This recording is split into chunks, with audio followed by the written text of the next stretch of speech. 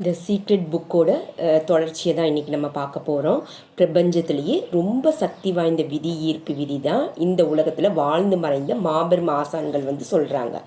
இப்போ William Shakespeare, Robert browning கவிதைகளில் இதே போல் கவிஞர்கள் அவங்களோட கவிதைகளில் வடிவமைச்சிருக்காங்க. லுட்விக் வான் பிட்வோன் போன்ற கலைஞர்கள் இதை தங்களது இசை மூலமாக வெளிப்படுத்தியிருக்காங்க. இதை தங்களுடைய ஓவியங்களில் சித்தரிச்சிருக்காங்க. Socrates, Plato, Sir Isaac Newton உள்ளிட்ட பல தலை சிறந்த சிந்தனையாளர்கள் இதை தங்களது எழுத்துக்கள் மற்றும் போதனைகள் மூலமாக பகிர்ந்திருக்காங்க. இந்து மதம், புத்த மதம், யூத மதம், இஸ்லாம, ஹெர்மெட்டிக் பாரம்பரியம் போல மதங்களும் பண்டைய பாபிலோனியா மற்றும் எகிப்து போன்ற நாகரிகங்களிலும் இது தங்களுடைய எழுத்துக்கள் மற்றும் கதைகள் மூலமாக அளித்திருக்காங்க. எல்லா விதமான வடிவங்களிலும் கடந்த காலம் முழுவதும் பதிவு செய்யப்பட்டுள்ள இந்த விதியை எல்லா நூற்றாண்டுகளில் புராதன படைப்புகளும் பார்க்கலாம். இப்போ பாப் ப்ராக்டர் என்ன சொல்கிறாங்கன்னா, மெய்யறிவு படைத்தோர் இதை எப்போதுமே அறிந்திருக்காங்க. வரலாற்றுக்கு பின்னாடி சென்று பார்த்தோன்னா பண்டைய பாபிலோனியர்கள் கூட இதை அறிந்திருந்தாங்க என்பது நமக்கு புலப்படும். ஆனால் தெரிந்தெடுக்கப்பட்ட ஒரு சிறிய இந்த குழுவினருக்குள்ளேயே தான் அது எப்போது இருந்து வருது. பாபிலோனியர்களின் செல்வ செழிப்பான வாழ்க்கை முறை அறிஞர்களாக முறையாக பதிவு செய்யப்பட்டிருக்கு. உலகத்தில் 7 அதிசயங்கள் ஒன்றான பாபிலோனின் தொங்கு தோட்டங்களை உருவாக்கிய பெருமையும் அவர்களுக்கு இருக்கு. பிரபஞ்ச விதிகளை புரிந்து கொண்டு அதை முறையாக பயன்படுத்தியதன் மூலம் வரலாற்றிலேயே செல்வ செழிப்பான ஒரு இனமாக அவங்க உருவாகினாங்க. உலகத்தில் சம்பாதிக்கப்படும் மொத்த பணத்தில் 96% மக்கள் தொகையில் 1% வைப்பாங்க தான். ஆனால் ஈட்டுவதற்கு என்ன காரணம்னு நீங்கள் நினைக்கிறீங்க? இது ஒரு விபத்தென்றோ நீங்கள் சொல்கிறீங்களா? அது அப்படி வடிவமைக்கலை. அவங்க ஏதோ ஒன்றை புரிந்திருக்காங்க. அவங்க ரகசியத்தை பற்றி தெரிஞ்சிருக்காங்க. இப்போ உங்களுக்கு அதே ரகசியம் அறிமுகப்படுத்தப்பட இருக்குது. இப்போ தங்களுடைய வாழ்வில் செல்வத்தை ஈர்த்தவங்க தெரிந்தோ தெரியாமலோ ரகசியத்தை உபயோகப்படுத்துகிறாங்க. அவங்க அபரீதமான செல்வ செழிப்பான எண்ணங்களை எண்ணிக்கொண்டே இருக்காங்க. அதற்கு முரண்பாடான எண்ணங்கள் முளைவிடாமல் பார்த்து கொள்கிறாங்க. அவர்களுடைய சிந்தனைகளை ஆக்கிரமித்து கொண்டிருந்த எண்ணங்கள் எப்போதும் செல்வ சேகரிப்பு குறித்து தான் இருந்து வந்திருக்கு. அவங்க செல்வத்தை மட்டும்தான் தெரிஞ்சிருக்காங்க. அவர்களுடைய மனதில் வேறு எதுவுமே நிலை கொண்டு இல்லை. அவங்க அது அறிந்தவர்களாவோ இல்லை. ஆனால் அவர்களிடம் கூடிக்கொண்டிருந்த செல்வ செழிப்பு குறித்த ஆதிக்கம் எண்ணங்களே அவர்களுக்கு செல்வத்தையும் செழிப்பையும் கொண்டு கொடுத்துருக்குது. அதுதான் ஈர்ப்பு விதியின் இயக்க நிதியும் கூட. ரகசியத்தை ஈர்ப்பு விதியின் இயக்க நிதியையும் எடுத்துரைக்க ரொம்ப சரியான உதாரணம் இதுதான். பெரும் செல்வத்தை சேர்த்து அது எல்லாமே இழந்து குறுகிய காலத்துக்குள்ளேயே திரும்ப பெரும் பணத்தை சேர்த்திருக்கும் நபர்களை நம்ம பார்த்துருக்கோம். அவங்க உணர்ந்திருந்தாங்களோ இல்லையோ, இப்படிப்பட்டவங்களை ஆக்கிரமித்திருந்த எண்ணங்கள் செல்வத்தின் மீது தானே குவிந்திருக்கும் செல்வத்தை முதலில் அவர்கள் சேர்த்ததே அப்படிதான். அதன் பிறகுதான் அவங்க இழந்து விடுவோமோ என்ற பயம் தங்களுடைய எண்ணத்தில் புகுந்து விட, இது நம்ம நல்ல நோட் பண்ணுங்க, நல்ல கேளுங்க. அவங்களோட எண்ணத்தில் பயம் புகுந்துருச்சுன்னா அது அனுமதிக்கிறாங்க. அதன் பிறகு விஸ்வரூபம் எடுத்து ஆக்கிரமிப்பான அந்த எண்ணம் தான் வளரும் வரை இது தொடர்ந்தது. அவங்க செல்வ செழிப்பு குறித்த எண்ணத்தை விட இழந்து விடுவோமோ என்ற எண்ணம் தான் கூடியது. அவங்க எண்ண தராசு ஒரு பக்கமாக சரியுது. எல்லாமே இழந்த பிறகுதான் இழப்பு குறித்த எண்ணம் மறைந்தது. மறுபடியும் தராசு உயர்ந்து செல்வின் பக்கம் சாய்ந்தது. செல்வம் மீண்டும் திரும்ப வர ஆரம்பிச்சது. உங்கள் எண்ணம் எதுவாக இருந்தாலும் இந்த விதி அவற்றிற்கு ஏற்றவாறே இயங்கும். இப்போ ஈர்ப்பு விதி என்பது என்னை பொறுத்தவரை நான் என்ன ஒரு காந்தமாக எண்ணிக்கொள்வதற்கு ஒப்பானது. காந்தம் ஈர்ப்பு சக்தி உடையது என்பதை நான் தெரியும். எனக்கு பிரபஞ்சத்திலேயே மிகவும் சக்தி வாய்ந்த காந்தம் நீங்கள் தான். நீங்கன்னா நம்ம எல்லாருமே. நம்மளுடைய எண்ண அலவரிசை சரியாக இருந்தால் கரெக்டாக நம்ம எண்ணியபடி நடக்கும். உலகத்தில் உள்ள மற்ற எல்லாவற்றையும் விட ஆற்றல் மிக்க இந்த சக்தி உங்களில் உறைஞ்சுதான் இருக்கு. இந்த அளவை விட முடியாத காந்த சக்தி உங்களது எண்ணங்கள் மூலமாக வெளிப்படுத்தப்படுது. அடிப்படையை பார்த்தாங்கன்னா ஒத்தவை தன்னை ஒத்தவற்றையே கவர்ந்திருக்கும் என்று ஈர்ப்பு விதி சொல்லுது. ஆனால் நம்ம இங்கு உண்மையிலேயே பேசிக்கொண்டிருப்பது என்ன தளத்திலிருந்து இயங்குவதை பற்றி தான். ஒத்தவை வந்து தன்னை ஒத்தவற்றையே கவர்ந்திருக்கும் என்று ஈர்ப்பு விதி சொல்லுது. அதனால தான் நீங்கள் ஓர் எண்ணத்தை எண்ணும் போது அதை ஒத்த எண்ணங்களை நீங்கள் உங்கள் பால் ஈர்க்கிறீங்க. உங்கள் வாழ்க்கையில் ஈர்ப்பு விதியின் தாக்கத்தை உணர்ந்திருக்கக்கூடிய மேலும் சில உதாரணங்களை நம்ம பார்க்கலாம். உங்களை மகிழ்விக்கதாக ஏதோ ஒன்றை பற்றி நீங்கள் சிந்திக்க துவங்கி அதை பற்றி அதிகமாக என்ன அது மேலும் மோசமடைந்து சம்பவங்கள் வந்து உங்களுக்கு எப்போதாவது நிகழ்ந்திருக்கா? நீங்கள் நீடித்திருக்கும் ஒரு எண்ணத்தை எண்ணும்போது ஈர்ப்பு விதி வந்து உடனடியாக அது ஒத்த எண்ணங்களை உங்களிடம் கொண்டு வந்து சேர்ப்பதான் அதற்கு காரணம். ஒரு சில நிமிடங்களுக்காகவோ இல்லை ஏராளமான மகிழ்ச்சியற்ற ஒத்த எண்ணங்கள் உங்களை நோக்கி படையெடுப்பதாலோ நிலைமை வந்து மோசமடைவது போலவே தோன்றுது. அதை பற்றி அதிகமாக சிந்திக்கும் போதுதான் நீங்கள் மேலும் அதிகமாக மனக்கலக்கம் அடைகிறீங்க. இப்போ ஒரு உதாரணம் பார்த்தோம்னா, இப்போ ஒரு எக்ஸாமே வந்ததுன்னா, தேர்வு எழுத போகிறோன்னா ஏதோ ஒரு பயம் இருக்கும். இப்போ நம்ம அது படிச்சிருந்தோன்னா ஓகே, நம்ம இந்த படித்தது எழுத போகிறோம், ஒரு கான்ஃபிடென்ட் வரும், நம்ம இந்த படித்தது தான் எல்லாமே வரப்போகுது. இப்போ படிக்கலைன்னா அவங்களுக்கு என்ன வருவோம்னா தோல்வி. நம்ம தோல்வி அடைஞ்சிருவோம், ஃபெயில் ஆயிடுவோம். என்ன அந்த ஒரு தாட் அவங்க இந்த பிரபஞ்சத்தில் கொடுக்குறாங்கன்னா, ஃபெயிலுங்கிற அந்த வேடை பிரபஞ்சத்துக்கு கொடுத்துட்டாங்க. அதேனால தான் அவங்களுக்கு ரிசல்ட்டும் அந்த இதுதான் கிடைக்கும். இப்போ நம்ம பாஸ் ஆகிறோம்னா கண்டிப்பாக நம்ம பாஸ் ஆகும். ஆனால் அதுக்கு எழுதியிருக்கணும் நம்மளோட என்ன அளவரிசை தான் நம்மளோட அந்த ஈர்ப்பு விதியை கவர்ந்திருக்கிறோம். இதுதான் லா ஆஃப் அட்ராக்ஷன். இப்போ ஒரு பாட்டை கேட்டுக்கொண்டிருக்கும் போது அது ஒத்த எண்ணங்கள் உங்களை நோக்கி படையெடுப்பது. இப்போ கந்தசஷ்டி கவசம் வந்து காக்கா காக்கா, இப்போ நமக்ஷிவாய ஓம் நமக்ஷிவாய, அந்த நமக்ஷிவாயம்னு அந்த ஒரு வைப்ரேஷன் வந்து இப்போ சினிமா பாட்டோ இல்லை கடவுள் பாட்டோ ஏதோ ஒரு பாட்டு ஒரு வேர்டு வந்து திரும்ப அது உச்சரிக்கும் போது அந்த ஒரே ஒரு வேர்டு வந்து அந்த பிரபஞ்ச சக்திக்கு எண்ணங்கள் அலவரிசை மூலமாக பறக்க, அதனால தான் அது வந்து காந்த சக்தியால் ஈர்க்கும் தன்மை நமக்கு கிடைக்கும். இப்போ ஒரு சோக பாட்டு பார்த்தீங்கன்னா நம்மளை ஒரு அலவரிசைக்கு கூட்டிகிட்டு போகுமா, ஒரு சோகம் அந்த லோ எனர்ஜிக்கு கூட்டிகிட்டு போகும். அதே இது ஒரு குத்து சாங்கோ இல்லை சாமி பாடம் ஏதோ ஒரு சாங் நம்ம கேட்குறோமோ, நமக்கு பிடிச்ச சாங்கை, நான் பெரும்பாலும் இந்த பக்தி சாங்கு கேட்குறேன். எனக்கு பிடிச்ச அந்த சாங்ஸ் நான் கேட்குறதுனால எனக்கு வந்து அந்த ஹை வைப்ரேஷனு எனக்கு இதாகும்.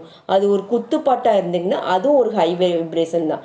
இப்போ அந்த சோகப்பாட்டு கேட்டிங்கன்னா உங்கள் அந்த லோ எனர்ஜிக்கு தான் கூட்டிகிட்டு போகும். ஏன்னா அந்த வேர்ட்ஸ் வந்து அதே போல் ஈர்க்கும் சக்தியை வாய்ந்தது. இப்போ அதனால் ஈர்ப்பு விதி உடனே களத்தில் குதித்து அந்த பாடல் கொடுத்து அதிகமான சிந்தனைகளை உங்களுக்கு அள்ளி கொடுக்குது. மனிதர்கள் என்ற முறையில் நம்ம செய்ய வேண்டியதெல்லாம் நமக்கு என்ன வேணுமோ அந்த குறித்த எண்ணங்களை நம்ம மனசில் விடாப்பிடியாக பிடித்து கொண்டிருப்பதோடு அதை குறித்த முழு தெளிவையும் நம்ம மனசில் இருத்து கொள்ளணும். அவ்வளோதான். அப்படி செய்யும்போது பிரபஞ்சத்தின் சிறந்த நியதிகளில் ஒன்றை நம்ம வழிபாட்டுக்கு வரவழைக்கிறோம். அதுதான் ஈர்ப்பு விதி. நீங்கள் எதை குறித்து அதிகமாக சிந்திக்கிறீங்களோ அதுவாகவே ஆகிவிடுவீங்க. நீங்கள் நினைப்பது எதுவோ அதை உங்களை நோக்கி கவர்ந்திருப்பீங்க. இன்றைய உங்கள் வாழ்க்கை வந்து உங்களது கடந்த கால எண்ணங்களின் பிரதிபலிப்பே தான். அதனால் நீங்கள் சிறந்தவை என்று கருதுபவையும் அப்படியே கருதாதவையும் அடங்கும். நீங்கள் அதிகமாக யோசிக்கும் விஷயங்களே உங்கள் பால் இருக்கிறதுனால உங்கள் வாழ்வின் ஒவ்வொரு அம்சத்திலும் எந்த எண்ணம் ஆக்கிரமிப்பாக இருந்து வருதோ என்பதை கண்டு கொள்வது ரொம்பவும் எளிது. ஏன்னா அவற்றை தான் நீங்கள் அனுபவித்து வந்திருக்கீங்க. இதுவரை அப்படி தான் வந்திருக்கீங்க. ஆனால் இப்போ ரகசியத்தை நீங்கள் கற்றுக்கொண்டு வருவதனால அதன் உதவியுடன் எல்லாவற்றையும் உங்களால் கண்டிப்பாக மாற்ற முடியும். உங்களுக்கு என்ன வேணுமோ அது உங்கள் மனசில் சிந்திக்க முடியும்னா, அதை உங்களது ஆதிக்க எண்ணமாக மாற்ற முடியும்னா, அதை நீங்கள் உங்கள் வாழ்க்கையில் கொண்டு வரப்போவது உறுதி. அந்த கோட்பாட்டை 3 வார்த்தைகளில் விவரிக்கலாம். எண்ணங்கள் பொருட்களாக பரிணமிக்கும். ஆற்றல் மிக்க இந்த விதியின் மூலமாக உங்கள் வாழ்க்கையில் எண்ணங்கள் வந்து பௌதீக பொருட்களாக பரிணமிக்க போகுது. உங்கள் எண்ணங்கள் பொருட்களாகவோ பரிமிக்க போகின்றன என்று உங்களுக்கு நீங்களே பலமுறை சொல்லிக்கொள்ளுங்க. அது உங்களது ஆழ்மனதில் இறங்கட்டும். நீங்கள் உங்களது எண்ணங்கள் பொருட்களாக மாறிவிடும். எண்ணங்கள் வந்து குறிப்பிட்ட அலைவரிசைகள் பயணம் செய்யும் போது என்பதை பெரும்பாலான மக்கள் வந்து புரிந்து கொள்றதே இல்லை. நம்மளால் எண்ணத்தை அளவிட முடியும். அதனால் நீங்கள் ஒரு எண்ணத்தை திரும்ப திரும்ப எண்ணிக்கொண்டிருந்தீங்கன்னா அந்த புத்தம் புதிய கார் உங்களிடம் இருப்பது போல, உங்களுக்கு தேவையான பணத்தை நீங்கள் பெற்றிருப்பது போல, அதாவது இமேஜினேஷன் செஞ்சு பார்க்கணும். இப்போ எனக்கு 30,000 பணம் இந்த மாதம் எனக்கு கிடைக்க போகுதுன்னு நம்ம சப்கான்சியஸ், நம்மளுக்கு கான்சியஸ் மைண்ட் அண்ட் சப்கான்சியஸ் மைண்ட்னு 2 இருக்குது. இப்போ அந்த சப்கான்சியஸ் மைண்ட் ஆழ்மனது பதிவில் நம்ம பதிவு செய்யணும். ஏன்னா திரும்ப டெய்லி நம்ம சொல்லிடணும். இதே போல் அஃபர்மேஷன்ஸ் சொல்ல டெய்லி இப்போ எந்த ஒரு அஃபர்மேஷன்ஸ் காலையில் எந்திரிச்ச ஒரு 5 பாயிண்ட் நம்ம திரும்ப திரும்ப சொல்லும் போது என்ன பண்ணுதுன்னா நம்ம சப்கான்சியஸ் மைண்டில் போய் இதாக பதிஞ்சிரும்.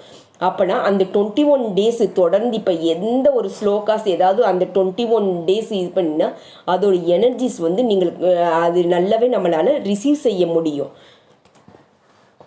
இப்போ நீங்கள் தொடர்ந்து அந்த எண்ணங்களை குறிப்பிட்ட அலைவரிசையில் வெளிப்படுத்தி கொண்டிருக்கீங்க. எண்ணங்கள் அந்த காந்த சமிக்கைகளை வெளியே அனுப்பி அவற்றிற்கு இணையானவற்றை உங்கள்கிட்ட இருக்கிறீங்க. ஆக்கிரமிப்பான எண்ணம் அல்லனா மனப்போக்கு தான் காந்தம். ஒத்தவை தன்னை ஒத்தவற்றையே ஈர்க்கும் என்பதுதான் விதி. அதன் விளைவாக மனம் போன போக்கு வந்து அதை ஒத்த சுழல்களை கண்டிப்பாக தன்பால ஈர்க்கும். இது வந்து சார்லஸ் கார்னல்னு சொல்லியிருக்காங்க. எண்ணங்கள் வந்து காந்த சக்தி உடையவை.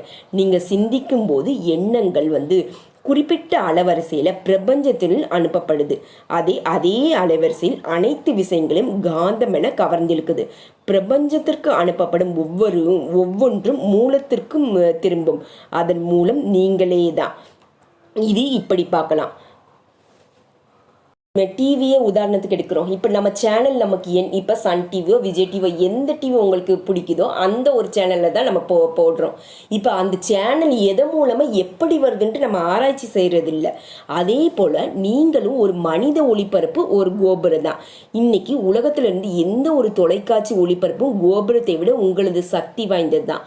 நீங்கள் ஒளிபரப்பும் உங்களது எண்ணத்தின் அலைவரிசை நகரங்களுக்கு அதற்கு அப்பால நாடுகளுக்கு அப்பாடி இந்த உலகத்திற்கு அப்பால சென்றடையுது. இந்த பிரபஞ்சம் எங்கும் எதிரொலிக்குது.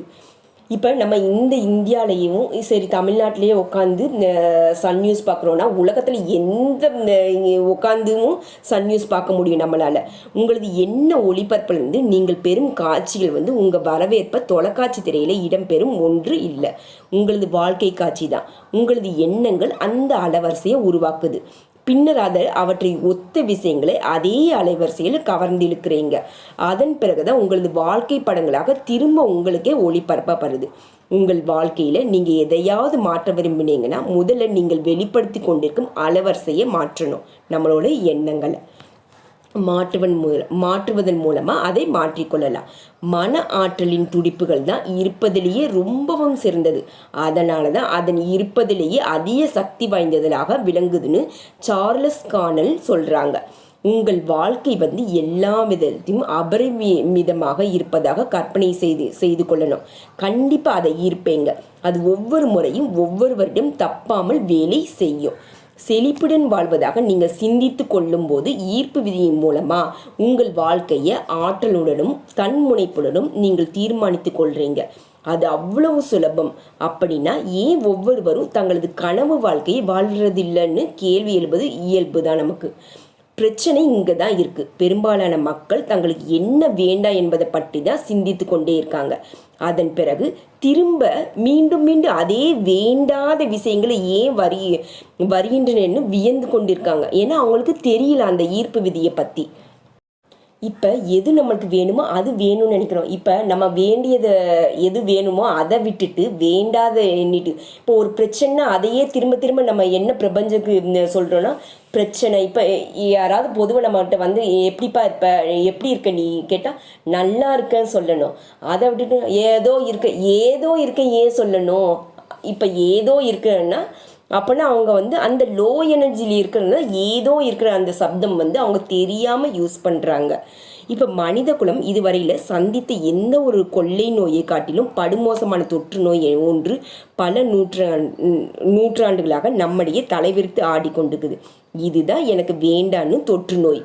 இப்போ தங்களுக்கு எது வேண்டாம் என்பதை குறித்து சிந்தித்து கொண்டு பேசிக்கொண்டு செயல்பட்டு கொண்டு தங்களது கவனம் முழுவதையும் அதில் குவிச்சிட்டு கொண்டு இருப்பதன் மூலமாக மக்களை இந்த தொற்று நோயை பேணி வளர்க்குறாங்க. அதனால் நம்முடைய இப்போதைய தலைமுறை வரலாற்றை மாற்றி எடுத்து போகுது. ஏன்னா இந்த தொற்று நோயிலிருந்து விடுதலை அளிக்க வல்ல அறிவை நம்ம பெற்றுக்கொண்டிருக்கிறோம். அது உங்களில் இருந்து தோங்குது. உங்களுக்கு வேண்டியதை குறித்து எண்ணுவதன் மூலமாக பேசுவதன் மூலமாக உங்களால் இந்த நவீன சிந்தனை இயக்கத்தின் முன்னோடியாக விளங்க முடியும். நீங்கள் ஒரு விஷயத்தை நல்லதென்று நினைத்திருக்கிறீங்களா இல்லையா என்பதை பற்றியோ, அது வேண்டும் என்று விரும்புகிறீங்களா இல்லையா என்பதை பற்றியோ ஈர்ப்பு விதி சட்ட செய்வதில்லை. அது வெறுமனே உங்களது எண்ணங்களுக்கு ஏற்ப இயங்குது. உதாரணமாக நீங்கள் உங்களது கடன் தொல்லைகளை பற்றி சிந்தித்து கொண்டு அதற்கு நொந்து கொண்டிருந்தால் இத்தகைய சமிக்கைகளை நீங்கள் பிரபஞ்சத்திற்கு அனுப்புகிறீங்க. எனக்கு இருக்கும் கடன் சுமை குறித்து நான் கேவலமாக உணர்கிறேன். அதாவது உங்களுக்கு நீங்களே அதை உறுதி செய்து கொள்றீங்க. அது உங்களது ஒவ்வொரு அணுவிலும் உணருது. அப்படி இருக்கும்போது கடன் தொல்லை தவிர வேறு எது உங்களை வந்தடைய போகுது? ஈர்ப்பு விதி ஒரு இயற்கை விதி. அது நடுநிலையானது. அதற்கு நல்லது கெட்டது பாகுபாடுங்கிறதே கிடையாது. உங்களது எண்ணங்களை பெற்றுக்கொண்டு அது உங்களது வாழ்வனுபவங்களாக உங்களுக்கு திருப்பி அனுப்புது. ஈர்ப்பு விதி நீங்கள் என்ன எண்ணிக்கொண்டிருக்கீங்களோ அது அப்படியே உங்களுக்கு திருப்பி கொடுக்கும் ஒரு விதியாகும். ஈர்ப்பு விதி மிகவும் கீழ்ப்படிந்துள்ள விதி. உங்களுக்கு வேண்டும் என்ற ஒன்றை குறித்து நீங்கள் சிந்திக்கும் போது கடுமையான தீவிரத்துடன் அதன் மீது முழு கவனத்தையும் குவிக்கிறீங்க. அதனால ஈர்ப்பு விதி ரொம்ப துல்லியமா உங்களுக்கு என்ன வேண்டும் என்பதை ஒவ்வொரு முறையும் கொண்டு கொடுக்குது. உங்களுக்கு எது வேண்டாம் என்பதை குறித்து நீங்கள் கவனம் செலுத்தும் போது, உதாரணமா நான் தாமதமாக போக விரும்பலைன்னு சிந்தித்து கொண்டே இருந்தீங்கன்னா ஈர்ப்பு விதி உங்களுக்கு எது வேண்டாம் என்பது கொண்டிருக்கிறது இல்லை. நீங்கள் எது சிந்தித்து கொண்டிருக்கீங்களோ அது நிஜத்தில் உங்கள் முன் கொண்டு சேர்க்கும். அதுதான் உங்களிடம் மீண்டும் மீண்டும் சேரும். உங்கள் விருப்பங்கள் குறித்தோ அல்லது விருப்பம் இல்லாதது குறித்தோ ஈர்ப்பு விதி பாரபட்சம் காட்டாது. நீங்கள் ஏதாவது ஒன்றில் கவனம் செலுத்தும் போது அது எதுவாக இருந்தாலும், இப்போ எங்கேயோ காரில் ட்ராவல் பண்ணுறோம், இப்போ ஏதோ ஒரு ஊருக்கு தான் போகிறோன்னா, இப்போ ட்ரெயின் ரயில்வே ஸ்டேஷனில் இருக்கும், இந்த ட்ரெயின் போயிடும் நினச்சா கண்டிப்பாக அது போயிடும். ஏன்னா நம்மளோட அந்த எண்ண அலவரிசை போயிருமோ, ட்ரெயினை மிஸ் பண்ணிடுவோமோ, அந்த இது நம்மளுக்கு இருக்கக்கூடாது. இப்போ உதாரணம் இப்போ உங்களுக்கு வேண்டும்னா ஒற்றை குறித்து நீங்கள் தீவிரமாக சிந்தித்து கவனம் செலுத்தும் போது அந்த கணத்தில் பிரபஞ்சத்திலேயே அதிகம் சக்தி வாய்ந்த ஒன்று நீங்கள் விரும்புவதை பெற வேண்டுவது விடுக்கிறீங்க. வேண்டாம் இல்லைன்னு கிடையாது. ஆனால் அதே போல் வார்த்தைகளை சொல்லும்போது ஈர்ப்பு விதி அவற்றை இப்படி தான் எடுத்துக்கொள்ளும். இப்போ நான் இந்த ஆடையில் ஏதாவது கொட்டிவிட விரும்பலை. நல்லா கவனிச்சு கேளுங்க. நான் இந்த ஆடையில் ஏதாவது கொட்டிட விரும்பலை. இப்போ நான் இந்த ஆடையில் ஏதாவது கொட்ட விரும்புகிறேன். புரியுதா நீங்களுக்கு? இப்போ எனக்கு மோசமான முடி திருத்தம் வேண்டாம், எனக்கு மோசமான முடி திருத்தம் வேண்டும். அந்த ஒரு அலவரிசை தான் நம்ம தப்பாக எண்ணணும். இப்போ எனக்கு தாமதமாக போக வேண்டாம், என்னாகும்? பிரபஞ்சம் என்ன போக வேணும். இப்போ எனக்கு காய்ச்சல் வரக்கூடாது, அப்படின்னா எனக்கு காய்ச்சல் வரணும். இது மேலும் வியாதிகளை வர வைக்கும். இப்போ விவாதிக்க நான் விரும்பலைன்னா எனக்கு இன்னும் அதிகமாக விவாதிக்கணும். பிரபஞ்சத்துக்கு அதோட எதிரொலி தான் தெரியும். என்னிடம் அப்படி பேச வேண்டாம், என்னிடம் அப்படி பேசு, வேறு பலரும் என்னிடம் அப்படி பேச. நீங்கள் நம்பினாலும் சரி நம்பலனாலும் சரி, புரிந்து கொண்டாலும் சரி புரியலனாலும் சரி, ஈர்ப்பு விதி எப்போது இயங்கிக் கொண்டே தான் இருக்குது. ஈர்ப்பு விதி தான் படைப்பு விதி. மொத்த பிரபஞ்சமே எண்ணத்திலிருந்து உதித்தது தான் என்று குவாண்டம் இயற்பியலாளர்கள் சொல்கிறாங்க. நீங்கள் உங்களது எண்ணங்கள் மூலமாகவும் ஈர்ப்பு விதி மூலமாகவும் உங்களது வாழ்க்கையை உருவாக்குறீங்க. ஒவ்வொரு மனிதனும் அதை தான் செய்கிறாங்க. இதை நீங்கள் அறிந்திருந்தால்தான் அது வேலை செய்யும்னு அர்த்தம் இல்லை. அது உங்களுடைய வாழ்விலும் வரலாறு முழுவதுமே பிறர் ஒவ்வொருடைய வாழ்விலும் எப்பொழுதும் இயங்கி வந்திருக்கிறது. இந்த மாபெரும் விதியை நீங்கள் முற்றிலுமாக உணர்ந்து கொள்ளும் போது நீங்கள் உங்கள் சிந்தனையை கொண்டே உங்கள் வாழ்க்கையை உருவாக்குதல் எவ்வளோ சக்தி வாய்ந்தவர்களாக இருக்கிறீங்க என்பது உணர்வேங்க. வீடியோவை லைக் பண்ணுங்கள், ஷேர் பண்ணுங்கள். இது வரைக்கும் நம்ம சேனலை சப்ஸ்கிரைப் பண்ணலைன்னா மறக்காமல் சப்ஸ்கிரைப் பண்ணுங்கள். தேங்க்யூ ஸோ மச் ஃபார் வாட்சிங். God bless you all.